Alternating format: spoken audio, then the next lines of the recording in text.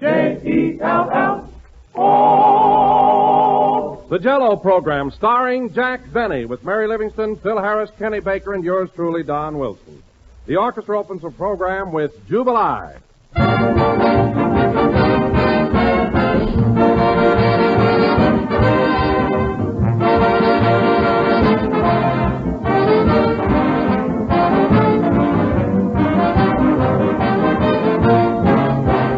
When somebody produces a rabbit from a hat, that's magic and the kind that it takes years to learn.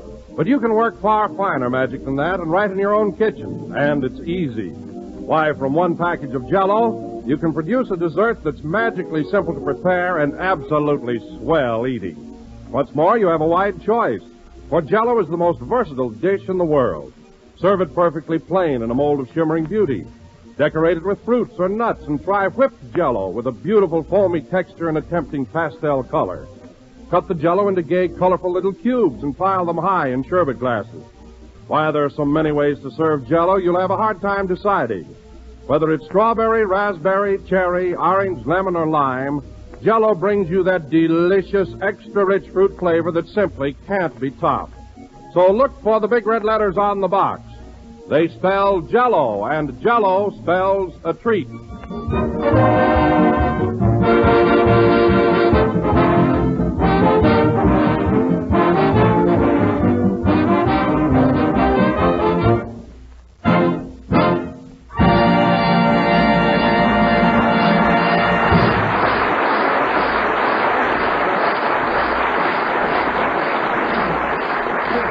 That was Jubilee, played by the orchestra. Now, ladies and gentlemen, in this corner at 143 pounds, we bring you that Waukegan bomber, Jack Benny.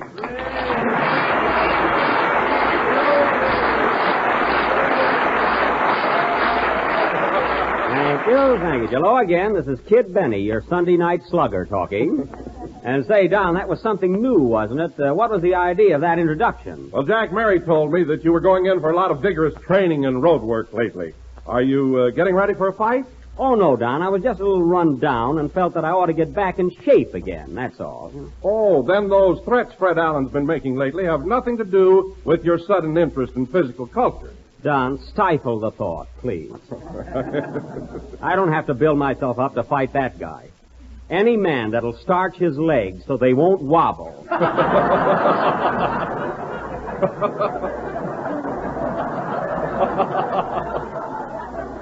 Well. Oh, you think you could lick him then? Don, if we ever got in the ring together, I'd finish him faster than a Scotchman eating a paid-up meal in a burning restaurant. And I'm the guy that can do it. Say, Jack. Yes, Mary? I heard Alan's program Wednesday night, and he made one crack that simply burned me up. I thought he went too far. Oh, yeah? What did he say? He said when it came to fighting, you were dirtier than a Pittsburgh nudist. Oh, he did? Yeah. Boy, was I mad. Well, you certainly acted.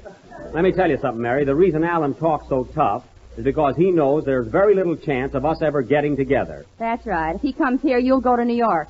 All right, Mary, go ahead. Make a coward out of me. You're not fooling anybody. Oh, Jack, what sort of training have you been doing? Anything strenuous? Well, rather. I get up bright and early in the morning, and Rochester and I toss the ball back and forth, and then we run like mad around the backyard, and then I skip rope. You make mud pies, too?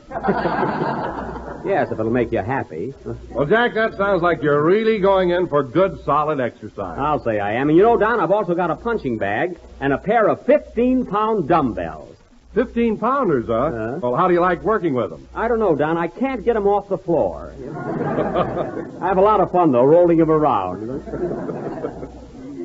Say, Jack, did you tell Don what happened to you the other day on your trapeze? No, and never mind. What was it, Mary? Well, Jack hung a trapeze in that big tree in his backyard and said he was going to swing over to a limb like Tarzan. Oh, Mary. So when he jumped, one foot stuck to the trapeze and the other got caught on the limb. Now listen. He was hanging up there all afternoon. And what happened? A bird built a nest in his toupee.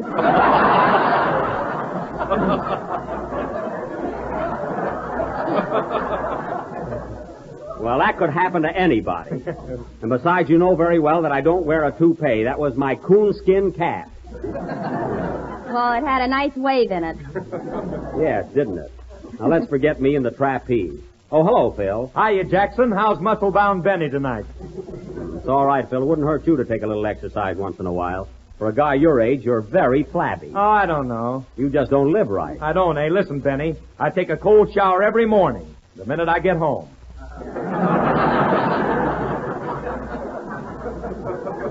Well, isn't that marvelous? You know, Phil, if they don't put sun lamps in nightclubs pretty soon, I'm afraid you won't be with us much longer.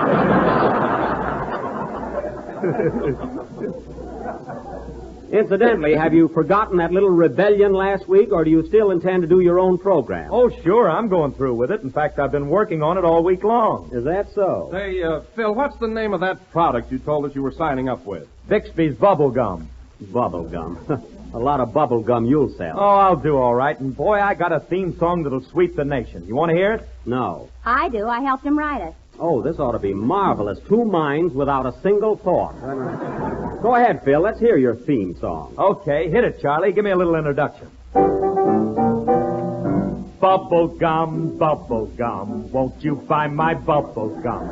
It's for me, it's for you. Chew and chew and chew. Oh, brother. It's so sweet, can't be beat for Tom and Joe and Pete. Chew it up, chew it up, chew it up, blow! My bubble gum.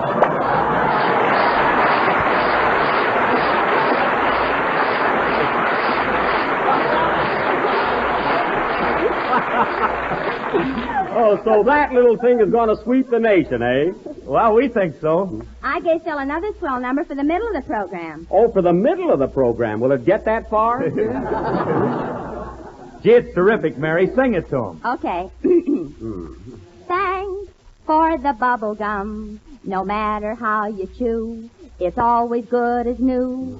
Cats, they all meow for it, and cows, they always moo. Oh, thank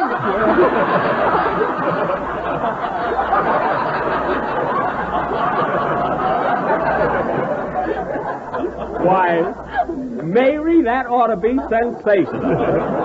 Huh? You said it.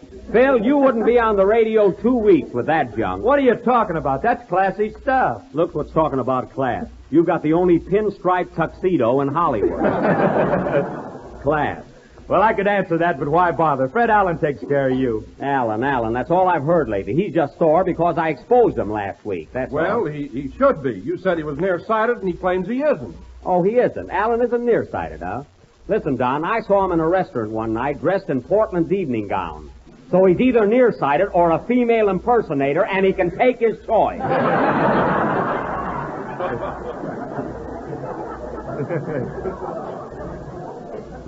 It's up to him. Take it easy, Jack. Allen won't like that crack. Oh, he won't. Well, I'll be just too perturbed. And now, Mr. Harris, you're still in my employ. So would you mind going over to your orchestra, wake them up, raise your baton, hold your nose, and play something? Okay, boss. Go ahead, Maestro. Give out one of your musical masterpieces. Wait a minute. Come in. Mr. Benny? Yes. I resent that crack you just made about Fred Allen. Why, are you nearsighted? No, I'm a female impersonator. Goodbye. What a pest. I wish he'd stick his head in a bucket of water and let it freeze. Play, Phil.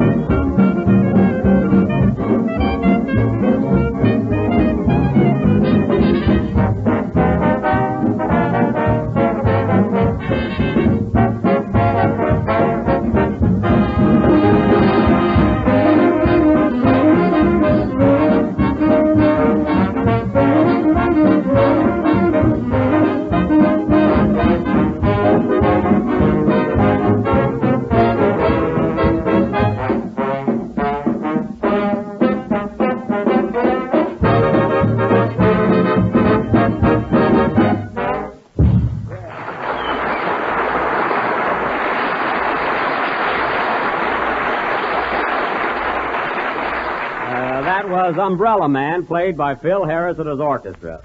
And say, folks, you know how Phil would announce that if he was on his own program? You know how he talks.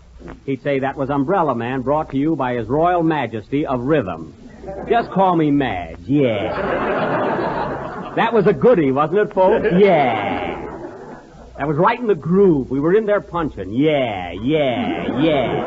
All right, Jack, don't give people the impression that I'm corny. I suppose you're not. You ought to call yourself Phil Harris and his musical Cobb. And now, folks... Wait a minute, Jack. My orchestra isn't corny either. Oh, it isn't, eh? I could start a husking bee here in about 2 seconds.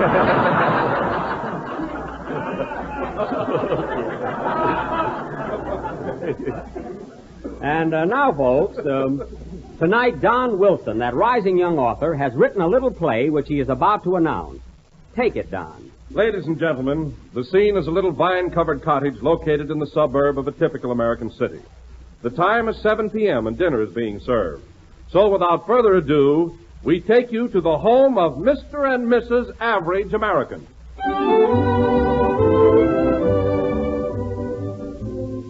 Oh, darling. Darling. Yes, Average.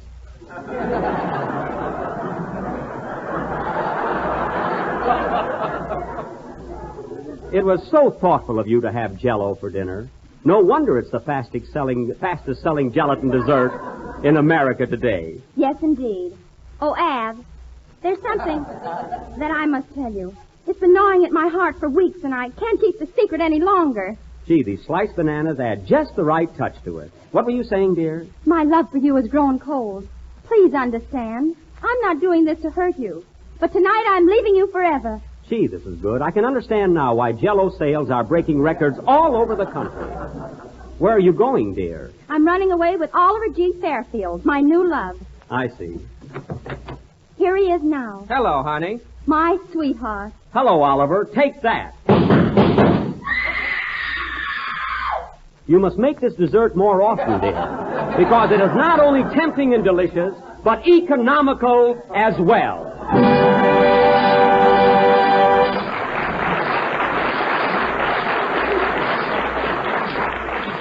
And now, ladies and gentlemen, Don, drag Oliver off the stage, will you? Okay. And now, folks, going from Mr. Wilson's play to our... Oh, hello, Kenny. Hello, Jack. Who's that on the floor? Oliver. Oh, some twist.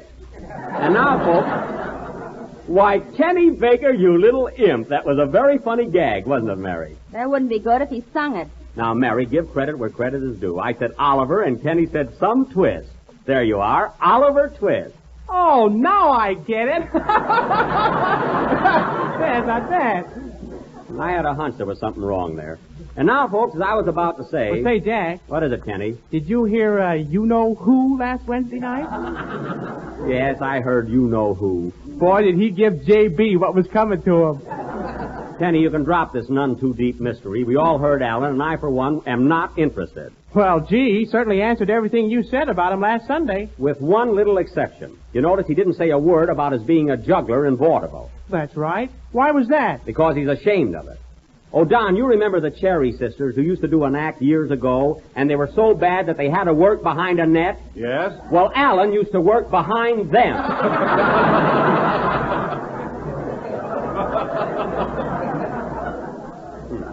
In fact, when they put in revolving stages, he quit. So now, Kenny, if I've cleared that up, you can go ahead with your song, which we're anxiously awaiting.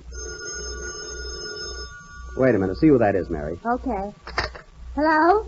Hello, Mary. Let me speak to Buck. Just a second. It's for you, Jack. Who is it? It's either Andy Devine or a concrete mixer.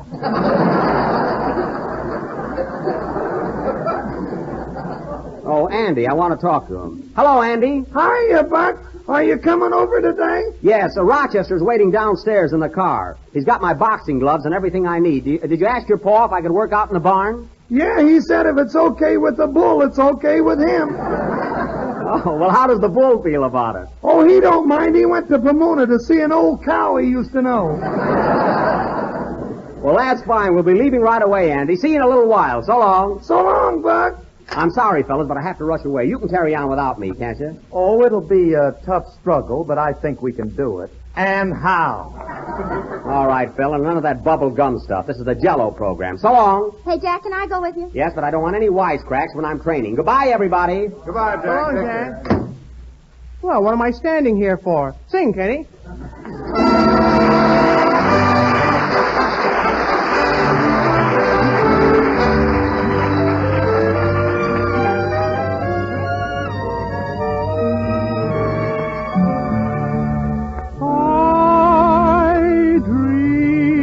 Of a genie with light brown hair, born like a vapor on the summer air. I see her tripping where the bright streams play, happy as a daisies that dance on her way. Many were the wild notes her merry voice would pour. Many were the blithe birds that warbled them o'er. Oh, I dream of a genie with light brown hair, floating like a vapor on the soft summer air.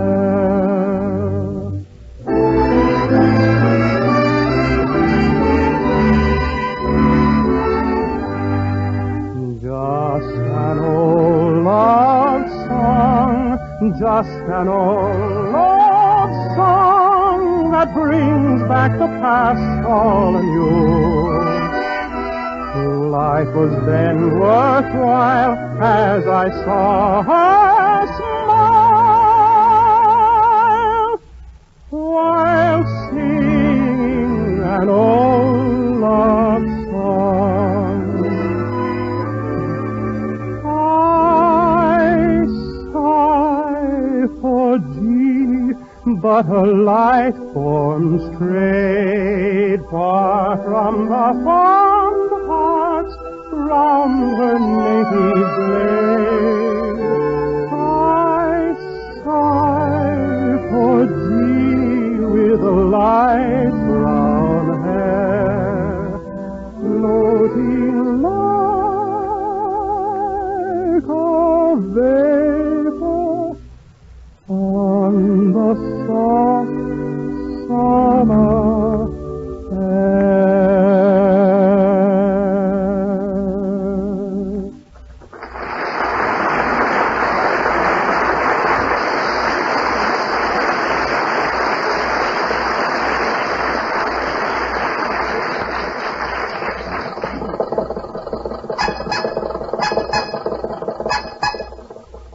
Rochester, take it easy on this country road, will you? Okay, boss.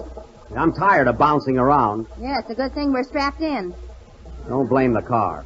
Rochester, why don't you put some air in the tires like I told you to? Well, the man in the filling station said we couldn't have no more air until we bought some gas.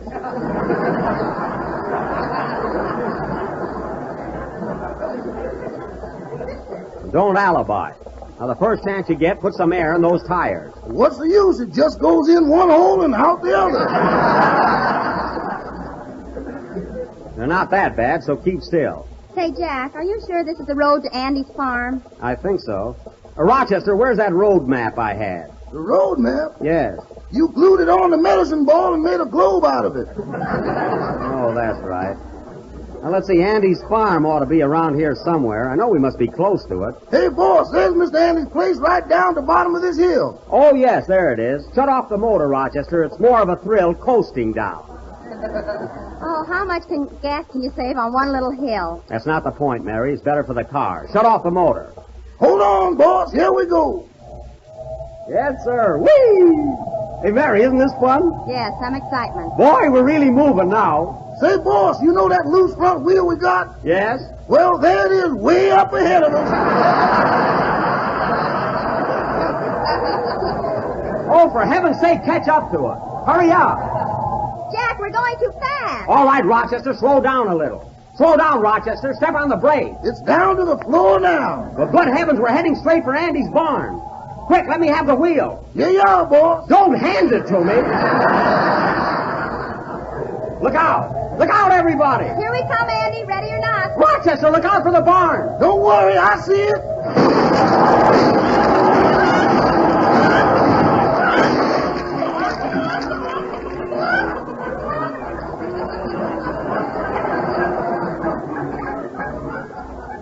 Oh, my goodness.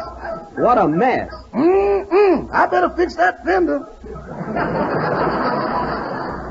Never mind the fender. Take this pig off my lap. Mary, where are you? Mary. Mary, are you hurt? No, but it's lucky this goat hasn't got horns. Thank heaven you're all right. You know, Rochester, this is all your fault. My fault? Yes, and whatever the damage is, it's going to come out of your salary. Doggone, I get docked more than the Queen Mary.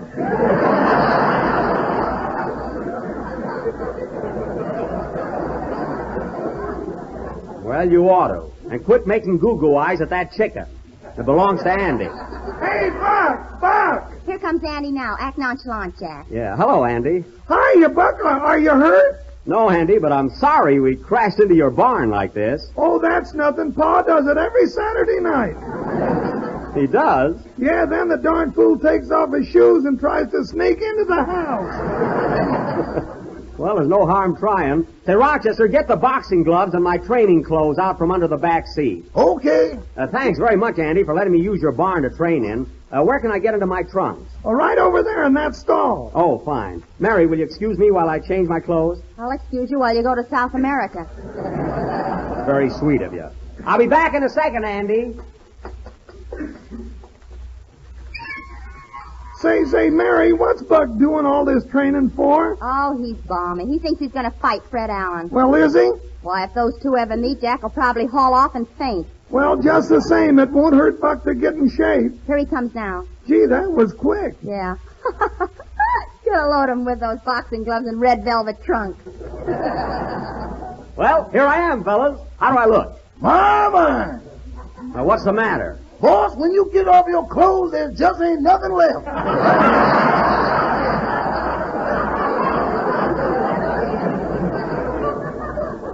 Well, that's the purpose of my training. I want to fill out. Say, Buck, Fred Allen was right about your chest. It does cave in a little. Oh, well, a good slap on the back will fix that. All right, Mary, what are you shaking your head for? I thought you told me you had muscles. Well, I have. Look when I pull up my arm. What do you see now? A hula dancer. I'm not talking about my tattoo. Mary, you annoy me. Why don't you go milk a cow or something? Well, what do you say, Andy? How about putting on the boxing gloves and having a little slugging match with me? Oh, no, nothing doing, Buck, nothing doing. Ha, ha, ha. I don't blame you. I'll put 'em on with you. Oh, shut up.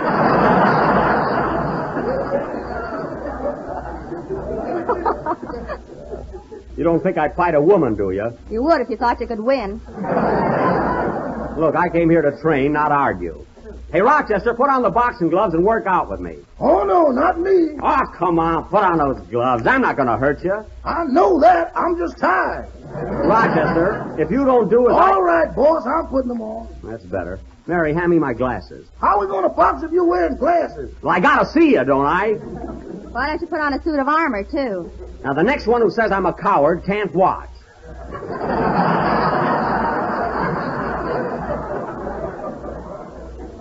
All right, Rochester, and remember, no holding in the clinches, hitting below the belt is foul. And over the fence is out. Never mind that. Now, let's get going, Rochester. First, we'll spar around a little and get warmed up. Then I want you to tear right into me. Okay, let's go. Attaboy. What's the matter, Andy? With you and Rochester sparring around, it looks like you're shadow boxing. Yeah. Hey, Mary, how's my footwork? Very flat. It's a good thing they are. It's harder to knock me over. Hey, Andy, watch me get Rochester. Okay, Buck. Hey, Rochester, look. What's that behind you? Well, Right there. ow! I got you that time, Rochester. Boy, did I give you a black eye. Black eye? Yes. You'll have to peel me to prove it.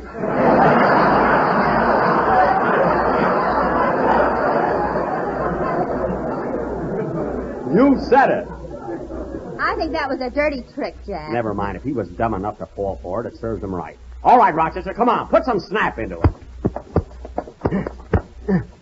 Say, I'm in better form than I thought I was. Say, boss, your shoelaces untied. My shoelace, which one? That one there? Oh, yes, I'll have to... Ooh.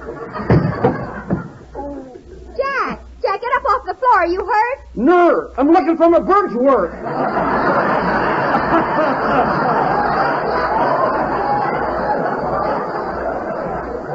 Your what? My bird's work. The darn phone left my turfer.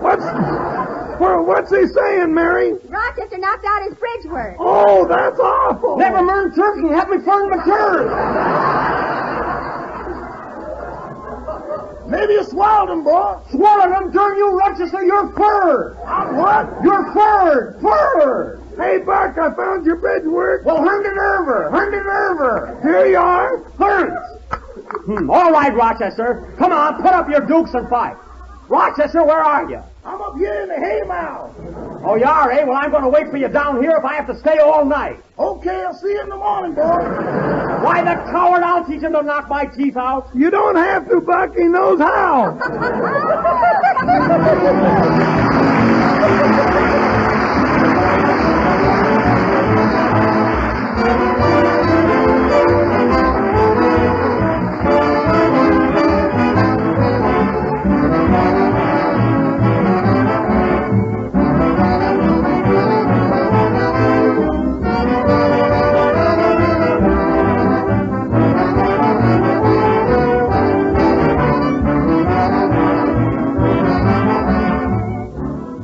If you want to put your husband into a good humor after a hard day's work, here's just the dessert to help you out.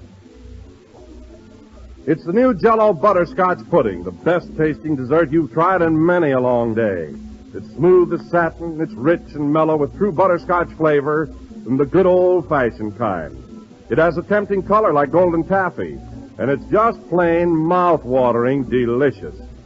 Jell-O butterscotch pudding is made with fine, wholesome ingredients, the kind you'd use yourself right in your own kitchen, and that's why it has that truly homemade goodness. Then try Jell-O chocolate pudding, rich and smooth and real chocolatey. And Jell-O vanilla pudding, creamy and delicate. All three Jell-O puddings are just as appetizing and good as the kind your mother used to make when you were a youngster, but they're far quicker and easier. There's only a few minutes cooking required, and you can't go wrong. So ask your grocer tomorrow for Jell-O butterscotch, chocolate, and vanilla pudding, the real homemade kind.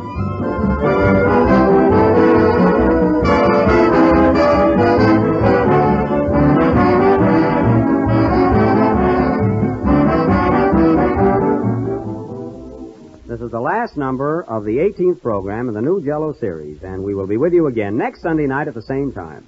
Well, come on, Mary, let's go home. What do you say, Jack? Let's go to Earl Carroll's for a couple of dances and have some fun. No, Mary, I can't. I'm in strict training. Well, a friend of mine is throwing a big party over there. Oh, I suppose I could drop in for a little while, huh? Good night, folks.